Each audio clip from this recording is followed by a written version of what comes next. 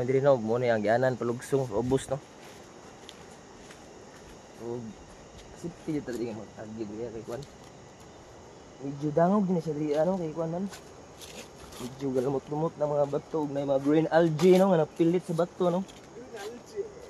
Dugay na siya nga bato nga kuan ba kay na mga green algae nga namilit diri sa bato. Og pag-amping ito sa itong paglakad ya. Watch your steps. Watch your steps before you go. Matik ta diya. Rapiti-piti kaya itong mga kalakaran diya.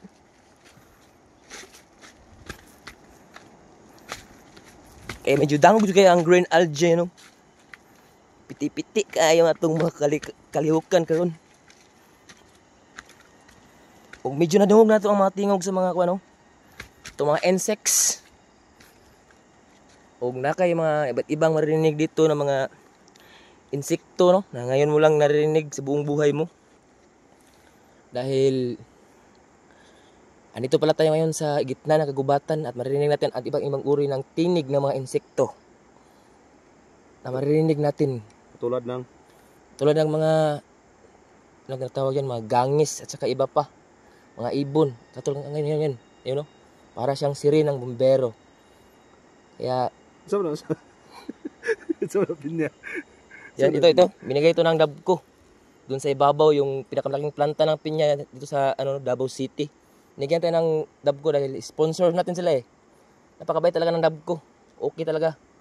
Napaka-goods. At kung gusto nyo kumuha ng pinya, doon na kayo sa Dabco. Dito, makadaan ka pala dito ng malaking bonsai no. Umakyat yung kaibigan ko na sa Kapiti-Piti Vlog. Dahil nakadaan siya ng bonsai. May daanan pala dito madali.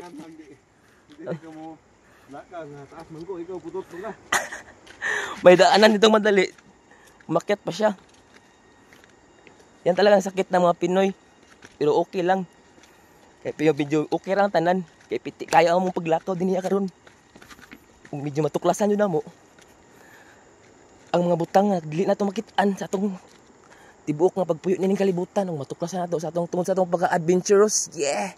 Sama nining pinya, kitagaan ta. Goods kayo. Stay okay ha. Tara na. Time check. 12:20 in the afternoon. O karong adlaw na atadiri karon sa Pulang Bato no. Ining lugaran ni murag temporary close pa ni siya kay tungod sa atong mga panghitabo atong naing adlaw. Kusog nga pagbaha no.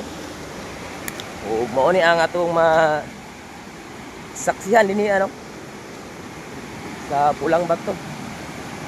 O grabe gyud ka tinaw sa tubig ang lugar no. Kung makita nato diya. Kung unsa siya katinaw. Irang nang tulay diya. Ya, mo ni siya kakuan nindot ang area dinhi ano sa Pulang Bato no. O grabe jud day, pagpula-pula mo day ang mga bato diri bantog gitawag ni siya og Pulang Bato. O grabe jud kadagko mga bato dinhi no. Grabe katinaw sa atong tubig. Na atong masaksihan dinhi sa Pulang Bato River dinhi sa lugar sa kuano Kalinan. O mo ni ang urag agianan dinhi ano kabuk ni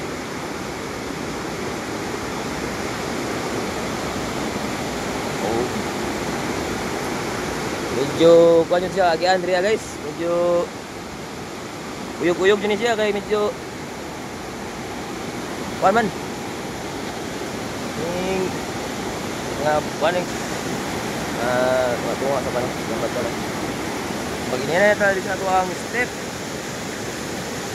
yan. Watch your steps before you go. Grabe yun siya ka pandai. Kira ka? Okay kay cool. O grabe ka piti itong mga masaksihan riya karong adlaw no. Kaya nakita na itong usa sa pinakanindot nga Pulang Bato. Guys, ang tabi niya guys. Araw na namin diri kuan. Tabi niya. Pulang Bato waterfalls no. Okay kaya good kayo. Ya, kau na tagkuan. Kau na tagpinya diri ano? Balon ni pinya diri gihatag sa kuan. Dabco. Grabe ka kon. Kami sa pinya kaya tag drop ko no. Hindi kayo.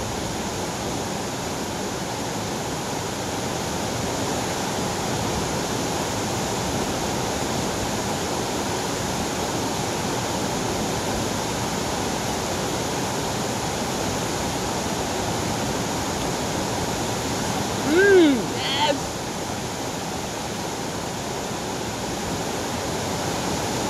Good. Good yung ano. Pinya nga gata drop ko.